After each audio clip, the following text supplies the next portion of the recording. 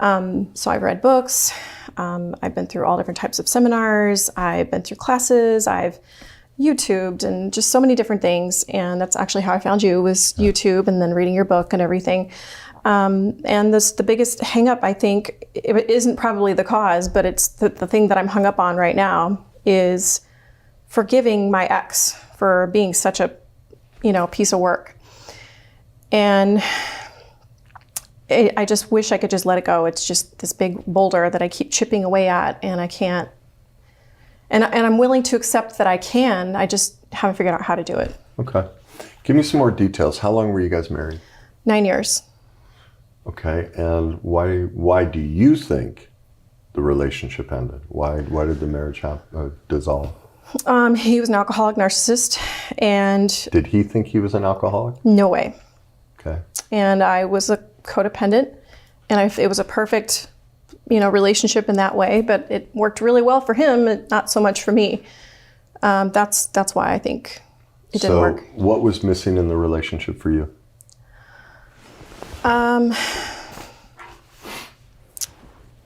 Safety, reliability, Okay. Follow through. Okay.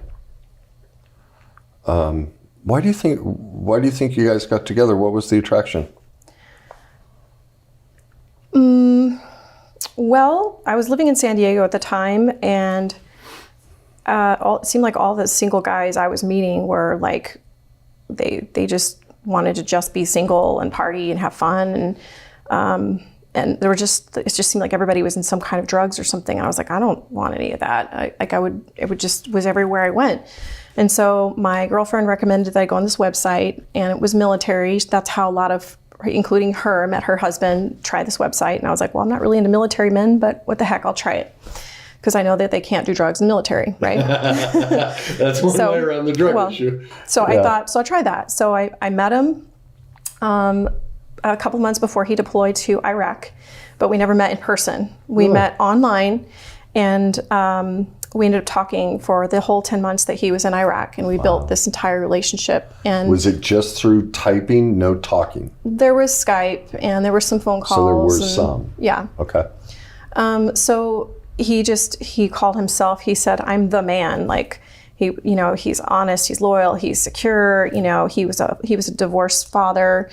And I was really attracted to that because I didn't think I could have kids.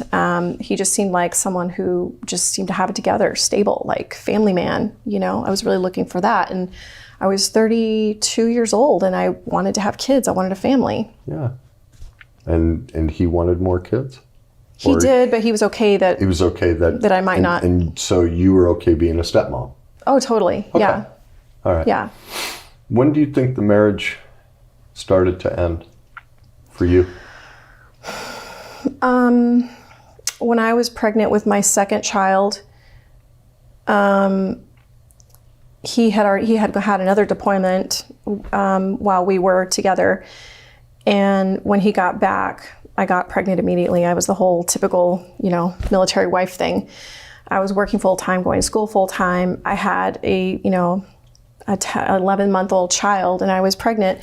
And he was just partying and coming home late and always saying that he had work meetings and just blowing money. And I'm just like home holding it down, and like even asking him to do the simplest thing, like dump the trash or unload the dishwasher, was like I was giving him attitude. And I just felt like I'm doing everything by myself, and I'm married.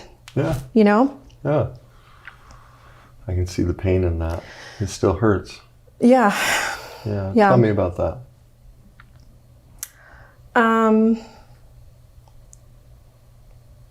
I guess, and it takes me back to, I've already done some personal work and realized that I connect this to my mother, who was into drugs. There was drugs in the home. There was addiction and, a lot of neglect. And I realized that he was her in another part of my life. Yeah. And, I just kind of felt like I was just kind of on my own, even as a child. Growing up. Tell me more about childhood. And was it just your mom who was addicted and no. abandoning? or was it your father as well? No, I didn't really grow up with my father at all. Oh, so you didn't have a father? No, I had a few stepfathers and male figures that I wouldn't really declare as any kind of significance in my life other than the fact that they were my abusers, part of my abuse. Was there sexual abuse, emotional abuse, physical abuse? Some, yeah, all of the above. I'm so yeah. sorry. Yeah. It's devastating. I've worked really hard to feel better about that. That's heartbreaking. I mean, I've forgiven my mom, so why can't I forgive my ex-husband? Why do you think you can't?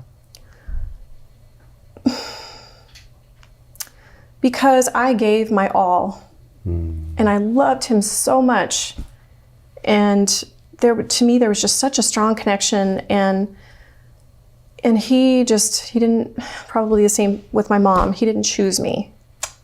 I was there, I gave my all, but I wasn't chosen. He didn't choose to be home with me and to be the family man that I thought we were going to be. Like my mom, she didn't choose me, you know? Do you hear the correlation you just made? They didn't choose me. Yeah. It's like I, talk about, and we've talked about in group, because of the worst day cycle, we will choose to relive our trauma over and over and over against ourselves because it gets to the denial piece of forgiveness. This is one of the things I've learned, that most people focus on forgiveness as forgiving the other person. There's usually a lot, pray for them, right? And all that stuff. And well, that's good. It's been my experience that the person when we can't forgive somebody, the person we can't forgive is always us. I have thought about that. Yeah. And, when we were in group, I'm on the treadmill saying, I can forgive him. I can forgive him. He's not even thinking about me. Yeah. And I'm sitting here trying to work over this because I need to move forward. And I don't, and you've mentioned this, how do I forgive him when it was his actions? And I understand I chose to be in that relationship. There's some kind of disconnect. I'm not getting it. And this is why this work can be difficult.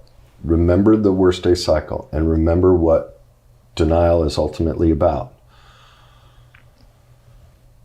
Well, it's the two most difficult parts of the cycle are the shame and denial piece. Remember, with shame, because of the power vacuum as a child, you had no power. Your mom was going to reject you regardless of what you did because of her addictions, her own choices, everything, right? So we feel incredibly powerless.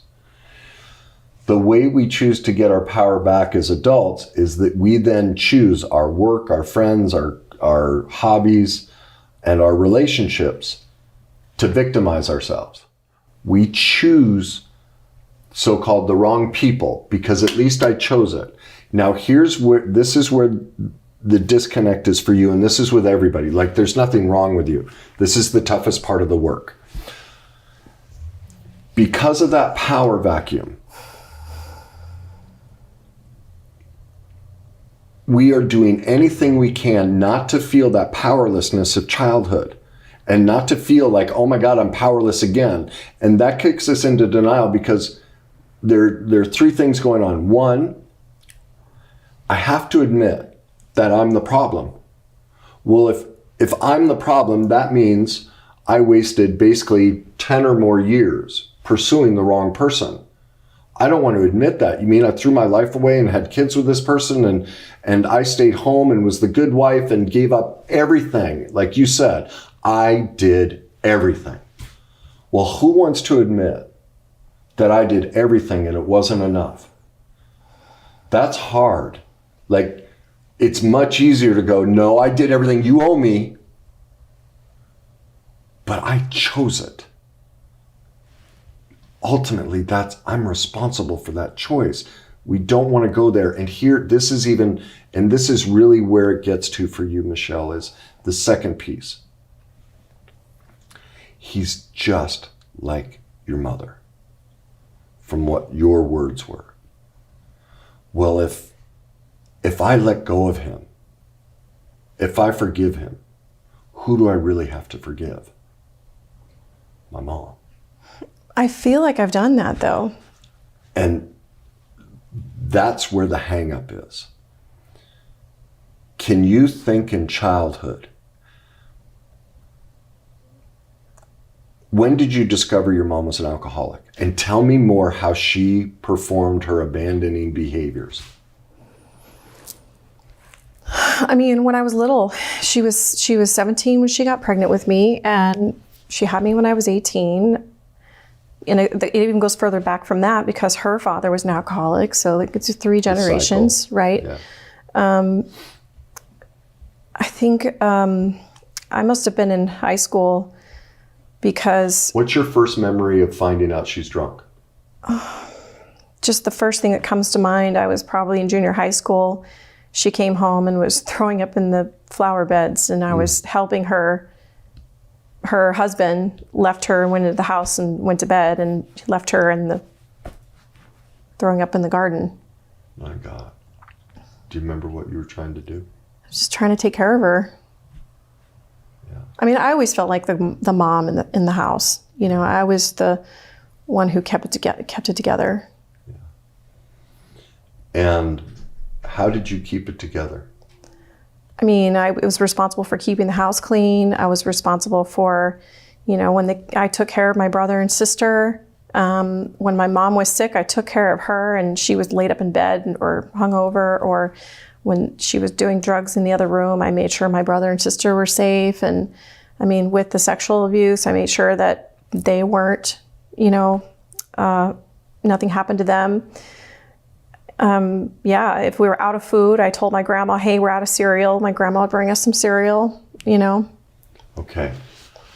So I just heard a lot of choices. Making cereal, cooking, cleaning, protecting brothers and sisters, protecting mom. Even as a child, and we all do this, we give ourselves away. We make choices. As you said, I was the mom. And this gets to the third piece of what stumbles us is, even as a child, we pick the abuser role. And so the lack of forgiveness for other people is a lack of forgiveness for ourselves, because here I am, a child. I'm doing everything. It's not my job. Do you recognize that it's not your job as a child to do all that?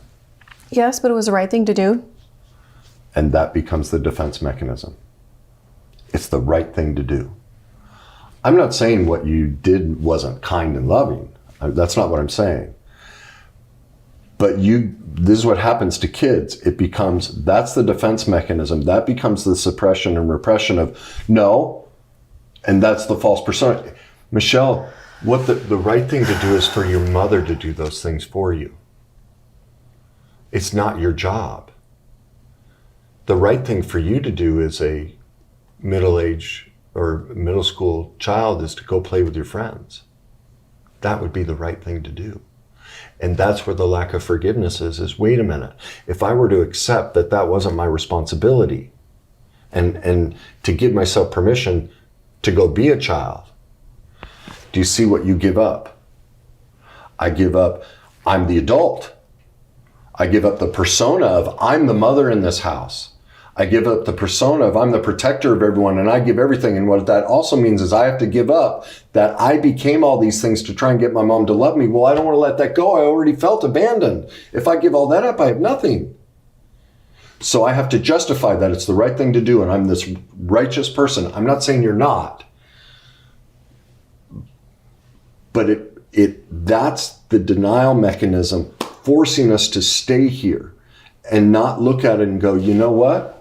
It wasn't the right thing to do. Had I been an adult, like I would never expect a child to do this. This is completely unreasonable. But now as an adult looking back, I'm trying to give you permission to look back and go, oh my God, What I was asked to do was not the right thing. It was the exact wrong thing. See, you've never mourned that. You still think to be a good child, you have to do everything. The answer's in the opposite. Maybe there's resistance in this, but I feel like there are some valuable things in those behaviors that made me who I am today. Yes. In all of our trauma, we get gifts. The difficulty is separating out what gifts work for us and what work against us. Right. What did you say worked against you in your marriage? You started this off. I struggle with what? You're very, what type of person in a relationship? Codependent. Yes. And how were you as a child? I was for sure codependent. And so some of the righteous behaviors that you believe are good traits are codependence. And this is where it gets blurred of look, I struggled with this too. I'm a nice guy. Remember the chapter in my book of the day I discovered my darkness and I realized my being nice and being caring and being loving, oh God, no. It's all a manipulation. It's a massive manipulation because then I can control you and I can play the victim and I never have to take responsibility for how abusive I am and how nice I am. I'm stealing from people. It's not kind and loving, but I had no choice as a child. Look at your childhood. Like, you had no other choice, Michelle. Who else was going to raise you? And your sisters and brother? I mean, in my mom's defense, it wasn't always like that. But yes, I mean, I definitely don't feel like I had a childhood. No. I do realize that. Yeah. And so what we want to hold on to is that sense of righteousness. No, I'm a good person. I'm right. You are a good person. But the behaviors you learned, they're called maladaptive coping skills. Okay, mal, meaning they work against us. And so what we get trained, it becomes, as I talk about in the book, it becomes this chemical addiction in our body, neural pathways and I call this is the difference between what I call the trauma gut feeling and our true gut feeling. Our trauma gut says, oh no, this is the right thing, which keeps us repeating because we know this. Well, that's because it's been a repetitive feeling in us. This is my gut feeling. Wait a minute, these are good behaviors. Yes, they are.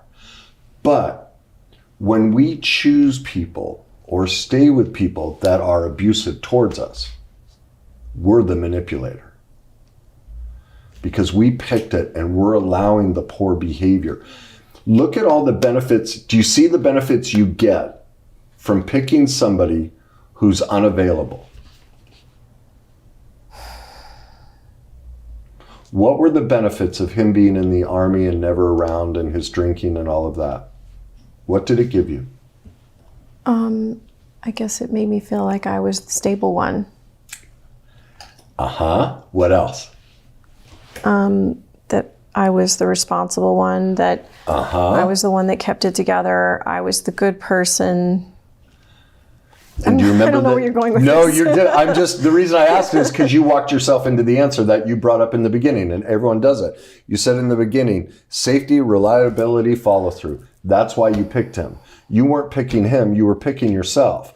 What you picked is somebody that was completely unreliable, unsafe, and had no follow through because you wanted to be that. That was his gift to you. You're trying to teach yourself how to be that for yourself. And so we pick somebody who has none of that because you're using, this is the manipulative part, we're using them to teach us about ourselves and what we need to do. They become a proxy. So what happens is thank God he's unreliable. Because now what do I get? I get safety. I never have to be vulnerable with somebody who's an alcoholic and never there, right? I get it.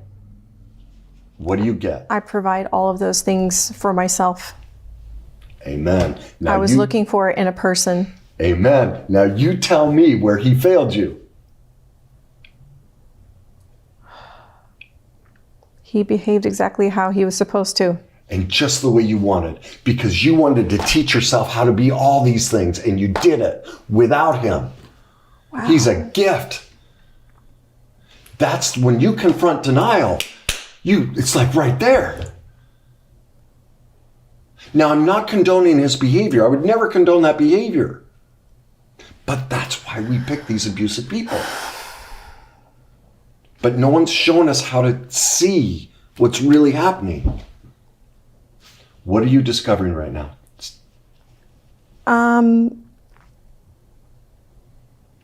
Gratitude. Yes! Keep going. Just let it all out. Let it all out. I'm pretty freaking amazing. Yes, you are. What else are you? Well, I was just thinking about this yesterday. I gave him hell. Yeah. I gave him hell for his behavior. Yeah. And he was just having a great time, and I pushed him further into what I didn't want him to be. Yeah. I was thinking about that yesterday. I feel like my heart is opening up, but there's still something like I understand that his behavior isn't like acceptable. But is it forgivable? Like, I guess it's not. When are you going to forgive yourself for not being able to get your mother sober and make her responsible? That's what it traces back to. And Michelle, a lot of times it doesn't always come, poof, it's over. Denial is a long, long process, and it comes in layers. The key to unraveling the layers is every time you feel that rage towards him or anyone else, remember, whenever we judge, blame, criticize, or hate anyone or anything, we are always talking about ourselves, either directly or indirectly. We're doing those things. And that's the beauty is, like, I love judging people. Love it. Because it shows me how I'm in denial. I haven't forgiven myself for something, and I haven't done the recovery work. So that's why I wake up every day where I'm in denial. And so I'm looking, if I start to get a feeling of whatever, like I've told the story about stupid drivers, you know the one. Yeah. I've been thinking about that every time someone's driving too slow. I'm like, oh, you stupid, whatever. And then I go, what are they? And then I'm like, why did I just say that? And how is this me? Do I feel like I'm stupid? I go, no, I'm a better driver. Like, okay, now wait a minute. What is it you say? Well, let's walk through it so I can show you how to find the answer. They're a stupid what? They're not good drivers. They're stupid drivers. Is that basically what you say, or is it something different? Yeah. Stupid is the key word. Yeah, stupid's always the key word. Okay. So look in your life presently or in the past where you've been stupid. What's the stupidest thing you've done in your life? What do you think what's the first thing that pops into your head? Alcohol-related behavior. Are you willing to share what the dumbest, stupidest thing you've done while drunk? I mean, I lived in... Is that bad? I lived in LA, so that's a lot of it. So sleeping around, throwing up, crazy parties, or just crazy parties and just dancing crazy, and just the next day being like, oh, how many people did I make out with last night? And like retelling the night before and laughing about it, going, Do you see the beauty of a stupid driver? They just gave you the opportunity to forgive yourself for being a little reckless when you were younger. You haven't forgiven yourself for it. It's true. Exactly. That's why you still have venom for him, is you still haven't forgiven yourself. That's why denial, the answer is always in the opposite, and go become an expert in your denial. Because just as you figured out, stupid driver, no, it's about me being stupid with booze 20 years ago in LA. Well, I need to forgive myself for that. Now that I can I'm no longer in denial, I can own this, my self-esteem rises. Because now I forgive myself. I see myself truthfully. And now I love myself. I'm accepting my behavior. And as I always say, you can only do what you know. As you know better, you can do better. The 40-year-old Michelle 20 years ago knows better than the 20-year-old Michelle. Totally. But the 20-year-old Michelle did everything she could, and so did the teen and preteen Michelle. She could only do what she knew with her mother. She did the best she could. As she knows better, she can do better. And that's the forgiveness process, is to please stop beating yourself up. You did like literally, Michelle, how could you have done anything better as a child? You were perfectly imperfect. And so your resentment and anger at him is you holding on to, I'm just not ready to forgive myself back here. Just like a stupid driver. It allows me to not have to face this. Just like the stupid driver allows me not have to face my decisions as a 20-year-old in LA. It's just covering up. And that's why we do it. Because one, no one's taught us how, but two, remember how denial works. We don't want to admit who we really are. That it's a false persona. That's not who I really am. I don't want to admit I don't know who I am, and so we guard it. And we go, no, they're the problem, the stupid driver. It has nothing to do with my drinking back there. Oh, yes, it does. It has nothing to do with how I tried to protect my mom or what I did with my ex-husband. We don't want to admit that because our self-esteem is so low. Well, the only way to gain our self-esteem is to conquer that, to go, oh my God, that is true. That's why I wrote the whole chapter on, the day I saw my darkness. I love seeing how dark and broken I am. It's freedom. It's self-esteem. It's self-love. It's confidence. Like when I know how messed up I am and I can accept it and you call me anything, how could we ever argue? Because I'm like, yeah, you're right. I have nothing to defend. That's all an argument is two people protecting their denial and both fighting to see who can be the bigger victim. No, I'm the bigger victim. No, what you did to me. Well, I don't want to see my part. Your part was worse. My mom used to always say that pointing your finger at other people, you have 2 fingers or 3 fingers pointing back to yourself. She used to always say that. I don't even think she fully understood that. No, nobody does. I don't think I fully understand it yet. I'm trying to flip this every time because it's really a flipping, Yeah. It's not all out, out, out. It's in. So if you have this feeling and you start projecting, then you're looking for how does that apply to me, basically? So talk to me about some of your projections and what are some of your judgments? Well, besides stupid driving, we just figured out one has to go back to forgive yourself for being a 20-year-old. So people who make the complaint, oh, I can't do this. I'm too fat. I don't have enough money. I'm this, I'm that. I can't, I don't let my kids say can't. And I catch myself and I don't say can't either. I'm working on that. Pause right there. What did you come in here for? Because you couldn't what? Forgive. So do you see? The person you're not forgiving yourself for is that you haven't quite moved through the forgiveness process. You're the one who can't. It's not them. They're the 3D movie showing you, oh, come on, quit beating yourself up. I'm the one who can't forgive. I'm the one who can't. I'm really pissed off at myself that I can't forgive.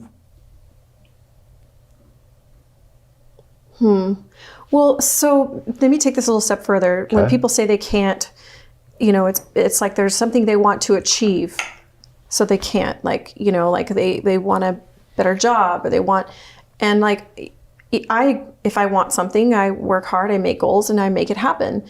So I do that. I mean, if I need to lose weight, I lose weight. If I need to get a better job, I get a better job. If the circle of friends I'm hanging around with aren't treating me right, I move on. Why is this one so What is it in your life you can't do? I don't think there is anything I can't do other than I'm having a hard time forgiving. I mean, definitely feeling lighter. And I know that this is something that's stopping me from so many different things. Well, did you hear how you defended your denial. You can't forgive. But instead of saying, I can't, you said, I'm having a hard time working through. Do you see how you changed the words? Mm-hmm. So you didn't have to admit that you can't do something. Gosh, even that's a form of denial. Amen. Oh. Yeah, it's amazing how subtle we are and how we protect ourselves, all these little defenses. And what else couldn't you do in your life? There are two other main things you weren't able to do in your life. What was the one as a kid? As a kid, I wasn't allowed to be a child, I guess. And so what's another way of saying that? I couldn't be a child? Yeah, I couldn't be a child. See, even there, you skirted around the words. You used different words instead of saying I can't. What was the other thing in your life you couldn't do? Couldn't say what I felt. Couldn't defend my boundaries. Yeah, you couldn't get him to love you. You couldn't get yourself to love you. Oh. Yeah. No wonder you don't like I can't. Gosh. But and this is what most people who choose success, everyone has success wrong. They think it's career and I'm gonna lose weight, all these outward esteem things. But they have no value. That's why people of so-called success, the wealthy and everything, struggle so much, is they're feeding that hole. But they're feeding it with the wrong thing. It's an external validation when what they want is that. They want to feel like, man, as a child, those things I couldn't do, which is an internal process. Got it. So I control all of the exterior to feel like I have control of the interior. And so you can say, I can do whatever I want. Look, I start a career, I build a house, see, I can do anything. And so you pursue external success, which is everyone. I mean, this isn't a judgment of you. It's what we've all been taught. Look at our whole society and culture. You have to have the trophy husband, wife. You got to have the Scottsdale house. You got to have the Scottsdale career, the clothes, all the car, and it's all the fancy stuff. It's all just masking. The most wealthy are the most broken. It shows you how broken they are. They are filling it. Think about that next time I'm driving past a Land Rover. It's true. It's true. Nobody wants to talk about that, but it's true. Because look at the defense mechanism. How could you say anything's wrong in my life? Look at how successful I am. What do we say with people? What do we say? And then when so-called successful people fall apart, what do we say? How could they do that? They had everything. No, they didn't. There's this saying that I love, a messy home is a happy home. Yeah. Huh. Well, yes and no. Messy is also, it's also chaos. The bottom line is we're all perfectly imperfect and broken, just in different ways. And we feel that brokenness in different ways. None of us are good or bad. We're just doing the best we can with what we know. Give me something that I can focus on, a mantra or something that I can practice moving. Where do you feel the lack of forgiveness? Right here. Would you like to try something called tapping? Sure. Okay, I'm going to move the chairs. Just stay right there for a second. We're just going to impromptu do this.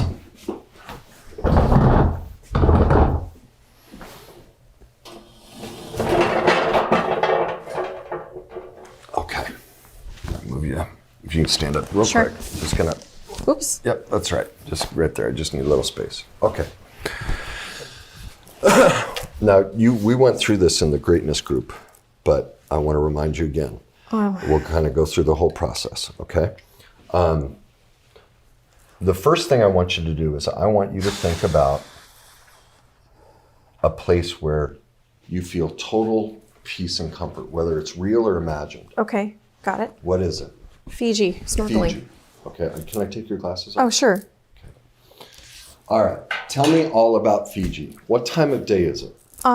It's late morning, maybe like 11 o'clock. I'm underwater with snorkel gear on, and it's coral reef, fish of every different color. The water is blue as far as you can see, almost like daylight. It's beautiful. So the most peaceful for you is being in the water and snorkeling. Yes. At 11 a.m. Yeah. What's the water temperature? 85 degrees. 85 degrees. Do you smell anything? No. Do you taste anything? Salty.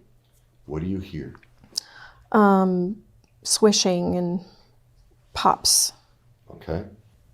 So you see, now when you see, tell me specifically in detail the colors that you see when you're snorkeling and you're seeing the reef and all of that. Tell me specifically, like what stands out to you? Some of the coral is like purple, and some of it is white and spiny, and is there an aspect of the coral that really resonates with you where you're like, man, that's just pure peace? That's the most purest form of beauty I've ever seen in my life. Brain coral. It's like a purpley, wavy, but smooth when it's alive. It's really Kind of smooth. like the blanket? Or a little bit different purple? Sure. It's sort of, yeah. Okay. When you think of that place, what do you feel? Flow. What does flow mean? Flow's not a feeling. Moves easily. That's not a feeling. Feels balanced. Balanced. What else? Free. Free. What else? Light. Light. Okay.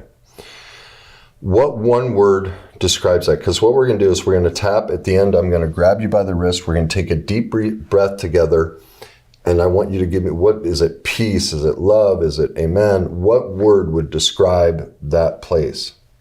Is it balance? What is it? Freedom? For me, it's flow. Flow. Okay. So when we, finish tapping, I grab your wrist. I'll say, take a deep breath. We'll take a deep breath together. And then we'll both say flow at the same time. And when we do that, I want you to go right to the coral reef. I want you to see all that purple brain coral, I think you called it. I want you to feel that peace and the flow and the freedom, all of that, okay? That's where I want you to go, all right? All right, now let's switch gears. I want to go back to the resentment and the unforgiveness. And you said you feel that in your chest. Yes. Okay. From a scale 0 to 10, what's the number right now? Like a 7. A 7. All right. Tell me the words that describe the feeling. And you said it's in your chest? Mm-hmm. Okay. What feeling words would describe that? Tight. Tight. Keep going. Emotions or just body feeling? Emotions. But yeah, body feelings. Because tight is an emotion and a body feeling. Tight. Clenching. Keep going.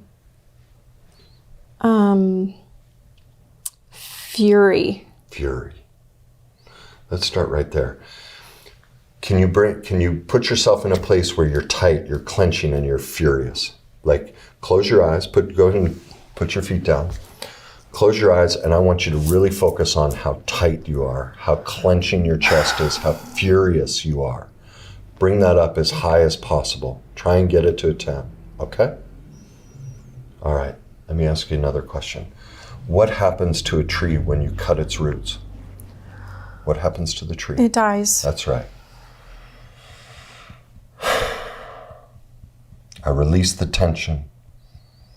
I release the tightness, the fury, the anger, the clenching at this lack of forgiveness, the unwillingness to let it all go, to hold on to it. I've been holding on to it for too long. I release it. I let it all go. This was never mine. I was never meant to carry it. I set myself free. I release myself from the helplessness and the hopelessness and the anger and the unforgiveness of myself and everyone else. I release it. I let it all go. It's not mine. I set myself free. Big breath.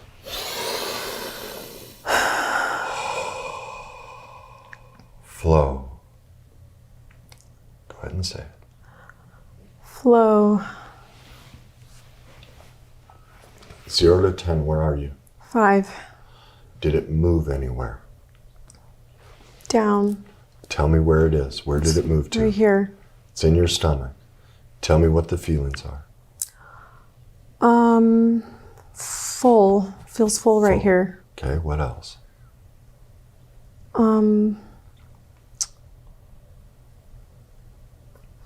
Just full. Like it's not supposed to be there. It's not supposed to be there. What else? Like it wants to come out. It wants to come out. Okay. I give myself permission to let it all go, to give it all away, to let it pass through me, to let it wash away like the water rushing over me while I snorkel. I give myself permission to no longer hold on to this.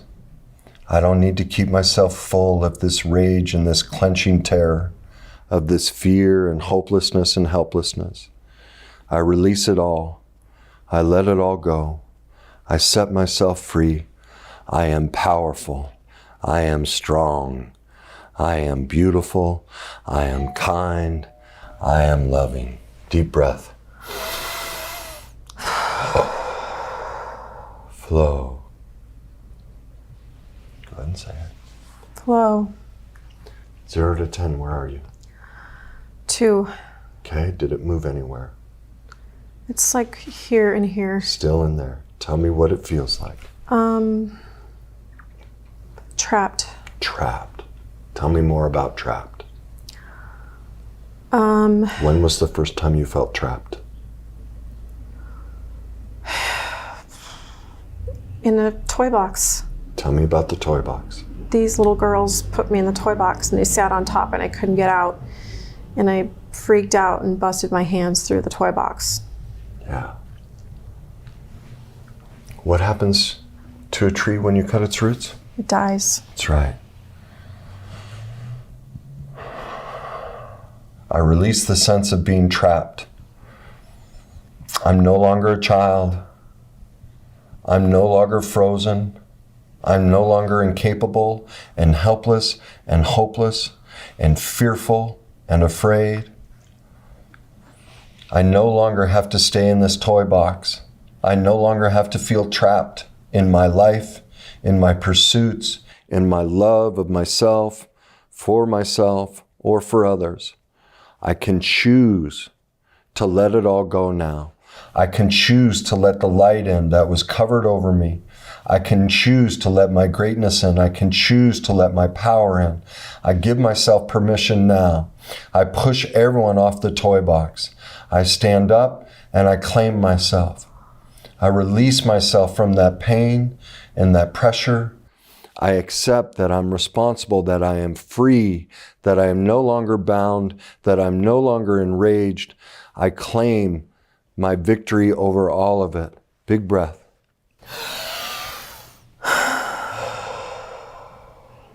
Flow. Flow. 0 to 10, where are you? I think it's gone. Yeah. What do you feel now? I feel like my arms are branches. Tell me about that. What's it feel like to have arms like branches? I feel tall. Tall. Keep going.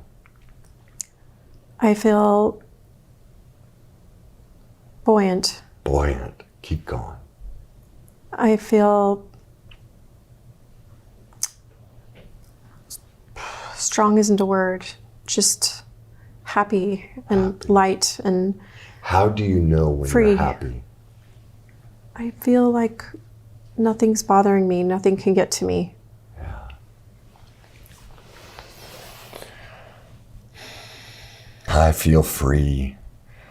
I accept this sense of freedom, of happiness, that nothing can get inside me anymore, that I'm no longer trapped, that I can be buoyant in my life, that I can rise above it all, that I can sit safely and maneuver through it.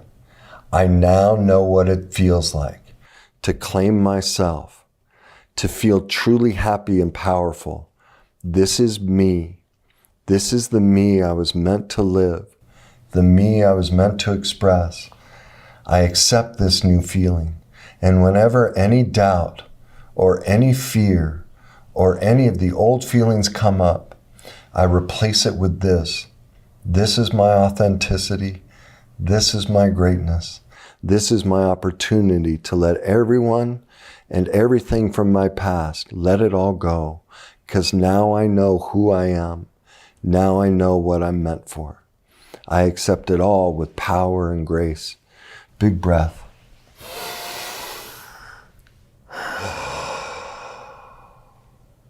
Flow. Flow. Do you hear the change in your voice? How's it feel? I feel above everything. Yeah. I feel like taller than everyone. Yeah. I feel like nothing can get to me. Yeah. Can you imagine something getting to you and being okay with it? Yes. Tell me about that. Can you be excited about something getting to you? Because of what you can do now? Because I don't have to take it personally. Yeah, because it's not you.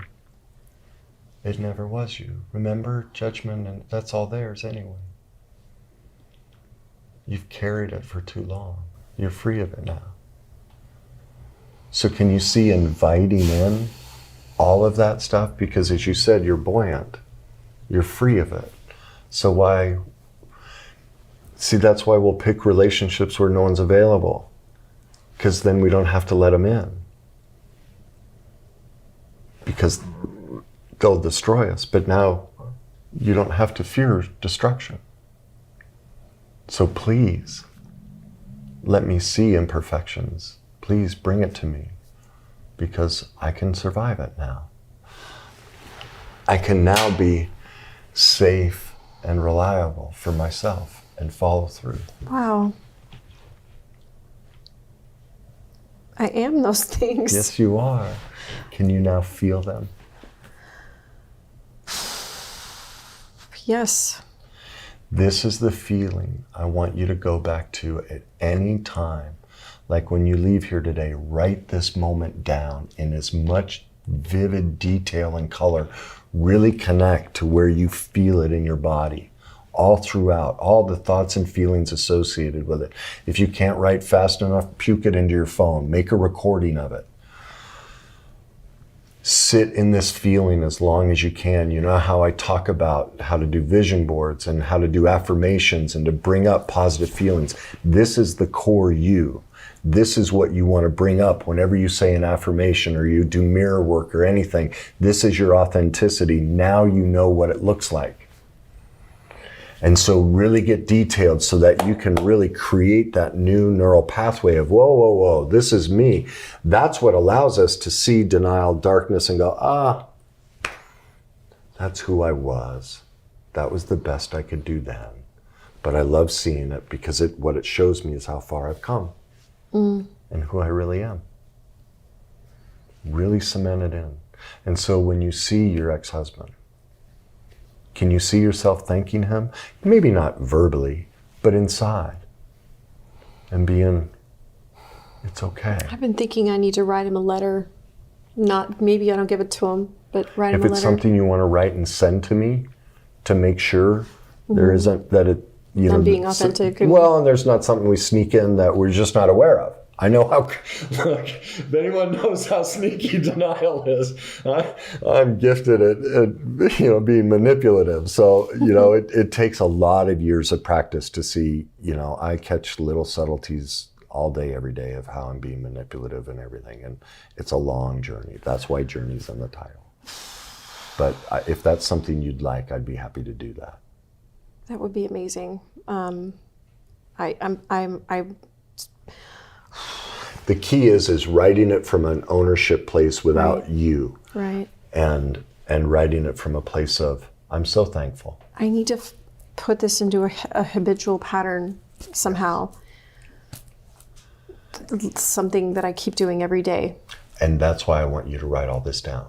And so, like, remember in the month when we did tapping, like part of my tap, did you notice how when we tapped, we worked through all the pain, we got that cleared out, and then it's you, and you feel strong and buoyant and trees and tall. So then, you know, if this were a different environment, I would go much longer tapping on that positive thing. You can do that on your own. You know, it's work through the tapping process every morning. I love me. I love who I am. I love my trees. I love how tall, right? You know, I love how buoyant I am. Like, see, even me doing that for you, I pick that up. And that's why I can smile, because I'm like, man, I can feel tall and trees and buoyant. See, look at the smile. Do you see just me mentioning it? It's like the little girl in you comes out. It's a smile I've never seen from you. There's a light to you. It's like, hi, I'm here. Yeah, see, do you hear how much more pure that is coming from you? Yeah. And so you can work on that on your own. I would do it, I got religious about this stuff. Even in the car, stoplights, I didn't care. Like, I love you, Kenny. I look in the rear view mirror, I love you, Kenny. I love how strong you are. I love how imperfect you are. Like, I didn't give a hoot. Like, I was done with being in pain. So who cares if somebody sees me? Whatever. The point is, you may not want to do it in the car. The point is, we have plenty of time in our day to love on ourselves and correct these things. We just have to choose it. I choose me. Amen. Now, let's finish up with that. Give me an idea of what you'd like to do over the next 24 to 72 hours to choose you. I don't know what that means still. I'm feeling it, but I don't know what that means yet. I mean, that because I'm still, the old patterns are codependent, so. Okay. This goes back to a client I worked with recently. I want you to get as specific as possible as to why you're choosing what you're choosing. Why do you like these shoes? They're comfortable. Okay, so comfort is something you like. Put that on, like I want you to break this down. I like comfort in shoes. That's something you like. Okay. Okay. Why'd you pick the rest of your outfit? I like to wear black. I don't know, it's just classy, it's elegant, it's easy, and you don't have to think hard about it. So I like to be elegant. I like to be classy. I don't like to think about it. Do you see how you just listed off several things that you know you like and want? Like, I want you to be that specific and pay attention to why you do it. There are a lot of things you're doing, but because as a child, you weren't allowed to be a child. Right. And so even if you had needs and wants, you suppressed them and wouldn't pay attention to them because your whole job was keeping the family afloat. You even suffered abuse from other people just so that everyone else was okay. You gave yourself away in the protection of others. Well, no one gave you permission to protect yourself. And so while you subconsciously kind of know why you pick these things, you've never allowed yourself to attach to why you pick them. And so what you eat, what you do for your hobbies, I want you to sit and really think, well, like, what hobbies do you have? I like to hike. What is it you like about hiking? It's calming, and I feel like I'm connecting with, God, and the repetitious pattern helps calm my mind down, and I get into deeper thoughts. So what did you just hear that you like? I like to calm down. You like to be calm. What else do you like? I like to connect. Connect. What else do you like? Exercise. Exercise. There were two other things you said reasons you go hiking. Repetitious pattern. Repetition. Repetition is something That I enjoy. Enjoy. One other thing. I don't know. Spirituality. Spirituality, yes. Yes. So do you see how, like, now you've just learned what a lot of wants you have. Right. And so when you're feeling a little bit down, now you have this whole want list. Here's how I love myself and meet my self-care. That doesn't require somebody else. Did you hear? None of that required anybody. There's no codependency in that. That's pure self-love. And so when that need to be codependent comes up, I say, oh, wait a minute. Here's all my self-love. Wow. Now that I'm aware of it. That's so powerful for me. Yeah. You had to dissociate from what you like to become whatever they wanted. And so you've just never been given permission to go, oh, well, I like this, and here's why. Mm-hmm. And become an expert, and basically live as a child. No one was an adult for you and said, what do you like? What would you like to explore today? And that's how I want you to approach yourself. Wake up every morning, hi, Michelle, what would you like to explore today? And it may be something you've said in the past, I hate that. I don't know, do I? Let's go try it. Now that I have this new perspective, maybe I like it. Maybe I didn't like it because someone else. I don't know. Yeah. The point is open yourself up and pay attention, and you will really start to get needs and wants. And what that'll allow you is to pick men that will be available. Because now you're available to you. Right. He's not the problem. You were never available to yourself. So how could anyone know how to take care of you when you didn't know either? Do you see the hamstring he was put in? Mm-hmm. You didn't even know how to take care of you. Oh my gosh, that's awful. Well, for him, I don't know that I'd say awful. To me, it's sad, because awful to me is a judgment. I get what you're saying. He didn't know how to please me because I didn't know. I didn't know. Yeah, and isn't it wonderful that he married you anyway? What a sweetheart. Yeah. See, when you get into truth, you see how wonderful. I'm not condoning the drinking and all the other stuff, but there's a hell of a lot good there. Mm-hmm. And that's why I say, aren't we lucky that they co-sign on our bullshit? Isn't it wonderful? That is a reason to say thank you. It is. It doesn't dismiss the poor behaviors, but what it does is bring into reality our part in the piece. Right. And when we do that, we get into truth about ourselves and them, and then the whole forgiveness thing just melts away. Yeah. That's how you get to forgiveness. And then whatever responses he makes doesn't matter. No, because now you're a tall tree that floats on water. Tall tree that floats on water. Exactly. Yeah. Oh my gosh. How you feeling? Oh, I feel like a tall tree floating on water. Wonderful. Is that the weirdest analogy you've ever heard? No. I don't think any of them are weird, because I can picture them and I know the feeling. I mean, I attach to the feeling of it. That's so powerful and beautiful, the specter of that. Think it, well, I'm just imagining the beautiful water you described in this glorious tree blossoming out of it. Like, God, wouldn't that be beautiful? Like, think of the majesty of that. Yeah. If some of those Japanese oaks or, those really just stunning trees just blossoming, cherry blossoms. That's what I picture. So why is that weird and ugly? Like, I want that. I love trees too, and I never thought I would not have thought in an exercise like that I would have conjured up a tree that just came out. But I love trees, and this tree had really fat. I was at the tree. I had fat arms, really fat arms, but not heavy. They were floating like a balloon. Strong and reliable, and safe. The tree is very powerful. Right. Yeah, you're great at this. You really know who you are. It's just spending time allowing yourself to see it and let it in. Done a lot of work. Yeah. I've done a lot of work. What'd you get from today? Wow, just the powerful feeling, but not powerful in a tyrannistic way, but the powerful feeling of feeling light and free and tall and above it all. That is so amazing, because I have experienced often most of my life, feeling the weight of my world on my shoulders. Yeah.